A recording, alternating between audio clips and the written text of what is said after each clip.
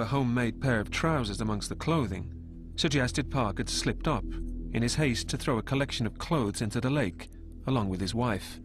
I was intrigued to find that there was no zip or waistband in the trousers, and that made me think, if this person is supposed to run away from home with these clothes, why did she take a pair of unfinished trousers with her? So for me, this clothing was Carol's, and it went down with her. Now, that was either done to make it appear that she'd left and taken some clothing with her, or it was clothing that perhaps had become involved in her murder. You know, it was laid in the bedroom at the time, it maybe got splattered with blood, it may well have been used to clean up the blood, who knows. Park had never admitted guilt when arrested in 1997, but now a former inmate came forward, claiming Park confessed to him while on remand in Preston Prison. One of the challenges for us was that prison confessions are notoriously unreliable, and we have to challenge them and check them out and look at the motive for them. Could Park, a man known for his self-control, have suddenly broken his silence and confessed after 21 years of living with the secret? He was being called names such as Lady of the Lake, bin bags, and he didn't really have anybody to turn to. He was in and out of the chapel. He was seen in corners, crying to himself, you know, in a very, very low way. Police tracked down Park's former cellmate, and he too claimed Park had told him he'd killed his wife. But the cellmate had learning disabilities and a mental age of 9. He was very, very insistent that what he was saying was the truth, to such an extent, like with children, I suppose. You know, when you show children you don't believe them, you know, they get indignant and they get so frustrated that you don't believe them that they demand you to believe them. What initially seemed like a setback proved to be a bonus. It actually strengthened his evidence, because the way that his learning difficulties were, it meant he couldn't make things up, if you will. You know, you couldn't give him a story to remember and he could remember it. So what the medical experts were saying is that everything he tends to say is the truth. And the only time he tends to lie is about himself. Road here at the end, just put an R and a D. D. Okay, and what town? Preston. Preston. Preston. Put Preston there. The cellmates had a teacher-pupil relationship. Park helped him write letters home to his mother, and in return, his cellmate helped him adapt to prison life. Therefore, I think Park felt assured. I think there's an element of trust between the two, and in a weaker moment, there's no doubt in my mind, he probably did tell him. He would never think, you know, that 7 years later this young man would come back to haunt him in the courtroom. He would probably think, well, no one's going to believe a word he says. You know, I need to unburden myself. By January 2004, the police had the ropes, the rock, Carol's clothing, prison confessions, and the existing circumstantial evidence against Park. He'd got away with murder for 28 years. Now police were confident that they could finally bring him to justice. But when it came, his arrest was distinctly bizarre. He didn't say anything, really. He just looked straight at me. No real surprise, no reaction whatsoever.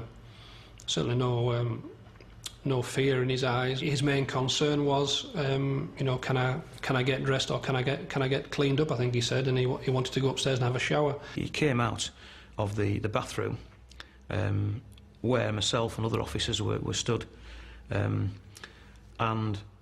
he was naked. He was carrying a towel in his hand. He made no attempt whatsoever to conceal himself, in fact quite the reverse, and proceeded then to walk about and then eventually get dressed in the bedroom. If she felt unwell, in 1997, Park had dominated the interviews and the officers. Okay.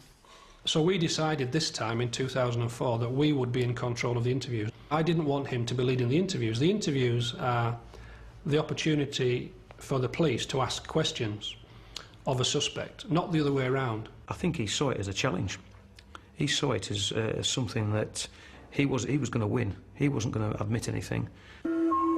Park denied confessing to Carol's murder while inside. but he was at a loss to explain why his cellmate would have lied.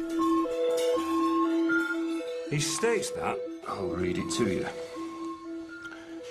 He told me that he put his wife in a black bin bag with weights in it to weigh the body down.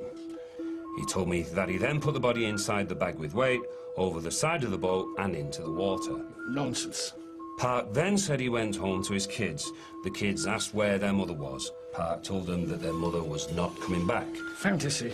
The next day, Park took the kids to Blackpool. And that's the part that really sticks with him in his mind, apparently. Did you tell him that? No.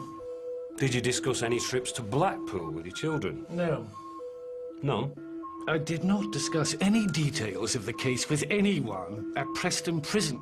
So, this person has told the police, from your point of view, a pack of lies. I'm astonished. I can see no sense in this at all. Well, unless he's telling the truth. Pardon? I said unless he's telling the truth, which I suspect he is. He isn't. Park talked for hours about his knotting expertise, until he realised his own ropes and knots could link him to the body. This is your habit, isn't it? Well, I'd hardly call it a habit. What would you call it then? Sometimes I do it, sometimes I don't.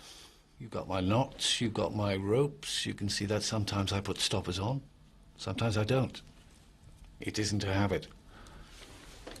You mentioned stopper knots earlier. You picked that up in mountaineering, I guess? This is what we're getting at.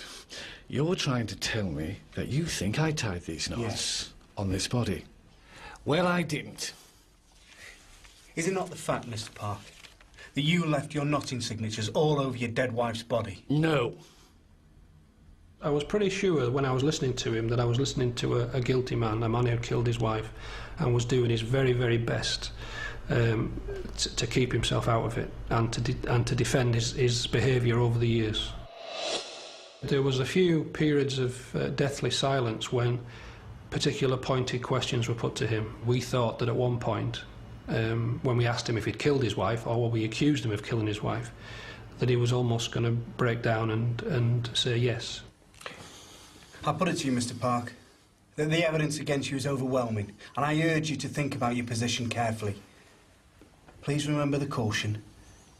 This is your chance to provide the police with your version of events that happened on or about the 16th of July 1976. Is there any further explanation you'd like to give us? No, thank you. Is there anything further you'd like to add or clarify? No, thank you. Jeff, any further questions? He murdered Carol Park. Is that a question? You murdered Carol Park, didn't you? Yes or no?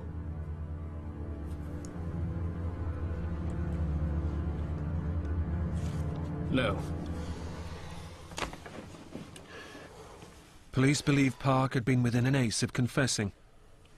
Nevertheless, after 2 days of questioning, they charged him with murder, again. It had taken 28 years, but retired schoolteacher Gordon Park was about to stand trial for the murder of his wife back in 1976. But before then, an amazing stroke of luck slotted another piece of the jigsaw into place. Park's arrest hit the national headlines, prompting a couple to come forward with a remarkable story. They claim to have seen a man throw a package into the lake at the time of Carol's disappearance. Had they witnessed Park dumping his wife's body? When the Youngs got in touch, I must admit, there was probably nobody more cynical in the office than yours truly. In July 1976, John and Joan Young were on holiday in the lakes. It was a memorable trip because John proposed. The couple had parked their car on the quiet eastern shore of Coniston to read the day's newspapers. Ours was the only car in the car park where we were. There wasn't a lot of people about. In fact, it was very quiet. It was late morning and I noticed a boat out in the lake. And then the boat stopped and I was watching someone in the boat was doing something. He was a youngish man with a thin face who was wearing glasses, kept looking at our car.